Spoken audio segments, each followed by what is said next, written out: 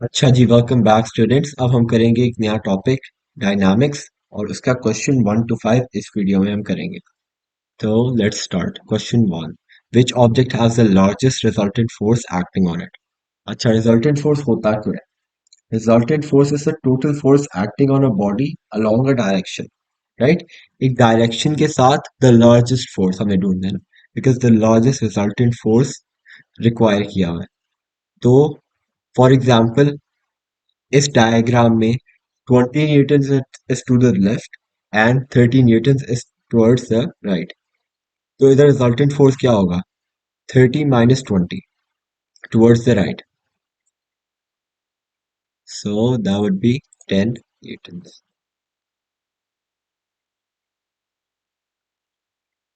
और फिर 20 इस साइड पे, राइट पे, और 10 लेफ्ट साइड पे, तो फिर भी 10 न्यूटन ही होगा। So this is the right answer. अच्छा, सी। और देखेंगे तो 30 न्यूटन लेफ्ट पे है और 10 न्यूटन राइट पे है। So 30 minus 10 is 20 newtons to the left. और D में अगर देखें तो 15 न्यूटन्स टुवर्ड्स द लेफ्ट है all together.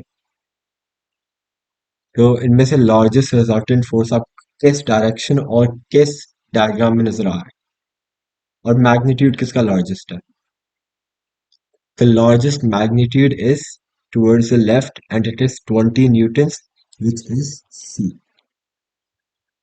So that's the right answer. Question 2. A tractor pulls a trailer at a constant speed. The tractor exerts a force of 1600 newtons forward on the trailer. What force is exerted by the trailer on the tractor? अच्छा, पहले आप इस चीज पे गौर करें कि it's a constant speed. हमने पिछले चैप्टर में क्या पढ़ा था? एक स्काई डाइवर का पढ़ा था। और उसका जो वेट होता है और उसका जब एयर रेजिस्टेंस इक्वल हो जाता है ना, तब वो एक कांस्टेंट स्पीड मेंटेन करता है, which is usually known as the terminal velocity, right. तो इधर भी सेम ही केस होना चाहिए, क्योंकि the tractor is moving at a constant speed. Constant speed applies, there is no resultant force. तो जो आगे फोर्स होगा वही पीछे भी फोर्स होगा। सो दैट इज, ये है 1600 न्यूटन फॉरवर्ड, और पीछे का क्या फोर्स होगा? 1600 newton backwards. So B is the right answer. Question 3, which car experiences a force that is not zero? अच्छा, A, एक second. A, a car moving along a straight horizontal road at a constant speed. अभी मैंने आपको बताया constant speed पे there is no resultant forces. अच्छा, B, a car moving around a bend at constant speed. हालांकि constant speed, अच्छा मैं आपको एक एग्जांपल ये मैंने बनाई हुई है। जब एक गाड़ी ना एक सर्कुलर पाथ पे होती है, is constantly changing direction. The velocity is constantly changing direction. So इस गाड़ी, अगर अभी गाड़ी यहाँ है ना, उसकी डायरेक्शन इस तरफ को है, तो जब गाड़ी यहाँ पहुंचेगी ना, उसकी डायरेक्शन होगी इस तरफ को। So the direction is constantly changing, meaning there is a resultant force acting upon it, and the resultant force is usually known as the centripetal force, which acts towards the middle, towards the center, as the name applies, centripetal force. So B is the right answer.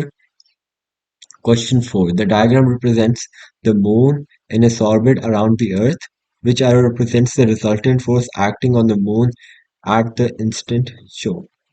अच्छा, यही same example यहाँ भी apply कर लेते हैं। ये वाला जो एरो है ना, दैट्स द वेलोसिटी। तो इसको कभी भी आपने कंसिडर नहीं करना। अगर वेलोसिटी पूछे, then C is the right answer. But he is asking for the resultant force, and resultant force is always towards the centre. In this example, the answer is A. ये मुझे लगता है ज्यादा समझाने की जरूरत नहीं आफ्टर क्वेश्चन 3। सो अगर आपको अभी भी समझ नहीं आई तो आप वीडियो पीछे करें और फिर से देख लें। अच्छा, question 5, a 60 kilogram passenger enters a stationary lift. The gravitational field strength G is 10 Newton per kilogram. How much force does the floor of the lift exert on the passenger when the lift accelerates towards upwards at 2 meters per second square. अच्छा आपने ये notice करना है कि उसका passenger का wait है 60 kilograms है 60 किलोग्राम्स है उसका वेट और 10 न्यूटन्स पर किलोग्राम होता है gravitational field strength is 10 Newton's 10 की न्यूटन्स पर किलोग्राम राइट तो पहले हम W is equals to mg लगा लेते हैं because downwards acting force is mg which is the weight the weight is equals to mass into gravitation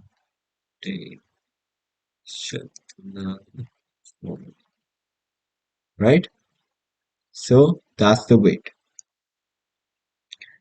is acting downwards और फिर एक्सेलरेशन के लिए हमने एक फॉर्मूला अप्लाई करना है which is force is equals to M A force is equals to mass into acceleration right तो force is equals to mass क्या है 60 kilogram this is not the mass this is the weight mass into acceleration is 2 meters per second which will make the force 120 newton 120 newton force हो गया due to the acceleration और weight का हम देख लेते हैं weight is equals to mass into gravitational force mass कितना है 60 ग्रेविटेशनल फोर्स 10 तो वेट विल बी